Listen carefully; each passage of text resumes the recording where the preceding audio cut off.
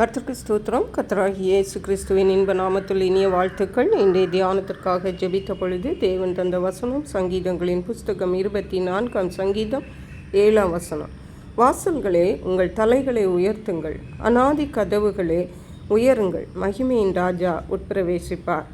நம்முடைய கர்த்தராகிய இயேசு கிறிஸ்து மகிமையின் ராஜா. அவர் அவருடைய பிள்ளைகளாகிய நம்மிடத்தில் அவர் கூடவே இருந்து மனுஷர்களாகிய நம்மிடத்திலே அவர் வாசம் பண்ணுகிறார். அதை தான் இங்கே சொல்லப்பட்டிருக்கிறது. தாவீது ராஜா சொல்லுகிறார், வாசல்களே உங்கள் தலைகளை உயர்த்துங்கள், அநாதி கதவுகளே உயருங்கள்.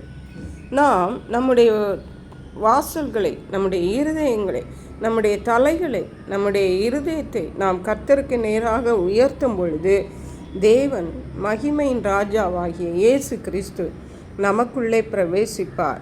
யார் இந்த மகிமையின் ராஜா? 8 சொல்லுகிறது, அவர் வல்லமையும் பராக்கிரமம் உள்ள கர்த்தர், அவர் யுத்தத்தில் பராக்கிரமம் உள்ள கர்த்தராமே. நாம் ஆராதிக்கிற தேவன் சாதாரண தேவன் அல்ல. அவர் வல்லமையும் பராக்கிரமமும் உள்ளவர் மட்டுமல்ல, அவர் யுத்தத்தில் பராக்கிரமம் உள்ள கர்த்தர். தம்முடைய ஜனங்களுக்காக அவர் யுத்தம் பண்ணுகிற தேவன், அதில் ஜெயமெடுக்கிற தேவன். தன்னுடைய ஜனங்களுடைய யுத்தங்களை அவரே பண்ணுவார், அவரே ஜெயம் தருவார்.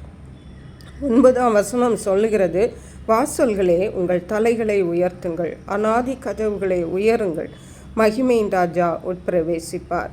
இதை திரும்பவும் அதே வசனம் திரும்ப வருகிறது. இதிலிருந்து நாம் தெரிந்து கொள்ள வேண்டியது என்னவென்றால், நாம் தேவனிடத்தில் நம்முடைய தலைகளையும் நம்முடைய இருதயங்களையும் உயர்த்தும் பொழுது நிச்சயமாகவே தேவன் நம்முடைய இருதயத்தில் வருவார், நம்முடைய வாழ்விலே வருவார்.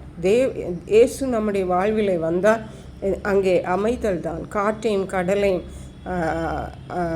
வீசிக்கொண்டிருந்த காற்றும் கடலும் அங்கே அமைதலாயிரு, இறையாதே என்று சொன்ன பொழுது அமைதலாயிற்று. அதே போன்று இன்றைக்கு நம்முடைய வாழ்க்கையிலே நாம் இயேசு கிறிஸ்துவை நோக்கி பார்ப்போமானால், அவரை தேடுவோமானால், அவருக்கு நம்முடைய வாழ்வில் இடம் கொடுப்போமானால் நிச்சயமாகவே இயேசு கிறிஸ்து நம்மோடு வந்து தங்குவார்.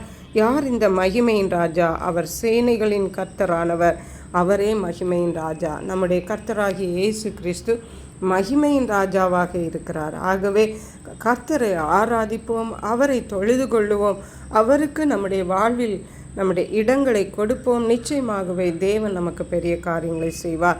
கர்த்தர் தாம் இந்த வார்த்தைகளை ஆசீர்வதிப்பாராக. ஜெபிப்போம். எங்களை கிருபையா நேசித்து பாதுகாத்து வழி நடத்துகிற எங்கள் அன்பின் தகப்பனே, ஆசீர்வதிக்கப்பட்ட இந்த நல்ல நாளுக்காக நன்றி. இந்த ஓய்வு நாளிலும் நாங்கள் கர்த்தரை நோக்கி பார்க்க, கர்த்தரை தொழுது கொள்ள அப்பா அம்மை ஸ்தோத்திரம். உம்மிடத்திலே எங்கள் இருதயங்களையும் எங்கள் தலைகளையும் உயர்த்த தேவன் எங்களுக்கு கிருபை தருவீராக. மகிமையின் ராஜாவாகிய இயேசு கிறிஸ்து, சேனைகளின் ராஜாவாகிய இயேசு கிறிஸ்து எங்களுடைய உள்ளங்களிலே, எங்களுடைய வாழ்விலே நீர் கடந்து வர வேணுமா செபிக்கிறோம். அப்படியே நீர் செய்கிறபடியால் நன்றி. பரிசுத்த ஆவியானவரே, துதிகன மகிமை மக்கை செலுத்துகிறோம். இயேசு கிறிஸ்துவின் இன்ப நாமத்தில் ஜெபிக்கிறோம் எங்கள் அன்புள்ள பரமபிதாவே, ஆமென். இயேசு கிறிஸ்துவின் சுவிசேஷம் ஒவ்வொருவரையும் சென்றடையும்படியாக இந்த செய்தியை உங்கள் நண்பர்களுக்கு அனுப்பி வைக்குமாறு தாழ்மையுடன் கேட்டுக்கொள்ளுகிறேன். கர்த்தர் தாமே உங்கள் அனைவரையும் அபரிதமாய் ஆசீர்வதிப்பாராக.